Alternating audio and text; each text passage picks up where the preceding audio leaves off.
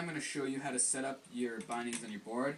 These are non-channel bindings, so they have the individual places for screws, and the binding looks like this. So first what I'm going to talk about is setting up the board itself and what you're going to ride in.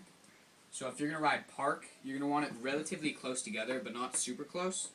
So you're probably going to want to put it in this area where, at least this shape, it has sort of an X. Okay, and if you're going to do, like, if you want more stability or more control over your board, what you're going to want to do is you're going to want to set it to the farthest apart settings that you can have on the board.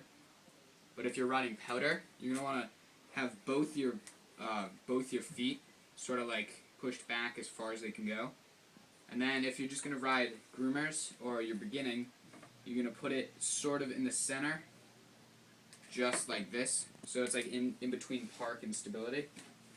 Okay, and then when you're setting it up, you're going to want to figure out what angle you want, and it's the best and like most controllable setting is for this arrow to have it 15 degrees pointing forwards and 15 back for the other board, or for the other binding. And then the trickiest part of about setting up your binding is definitely finding out like where it'll fit, like having it so that all 3 screws get in properly. So you gotta really like keep checking back and forth. And we're gonna set this board right now up to probably just groomers.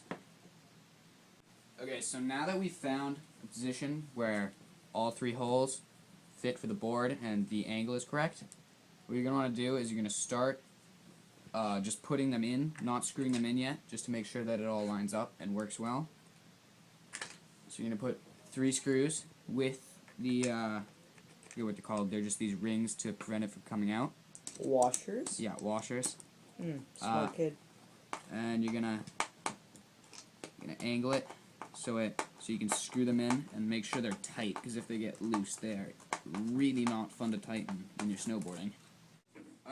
Okay, so now that we've gotten these both on, you see this one's a little bit off, but it's close enough. What you're going to want to do is you're going to want to make sure it's not loose by hitting it a few times, and just if it wiggles at all, you know that it's too loose and you're going to tighten it some more. And then, once you're done with that, you're pretty much just done, and all you have to do is put these guards back over it, and then you can either put this down, or if you're going to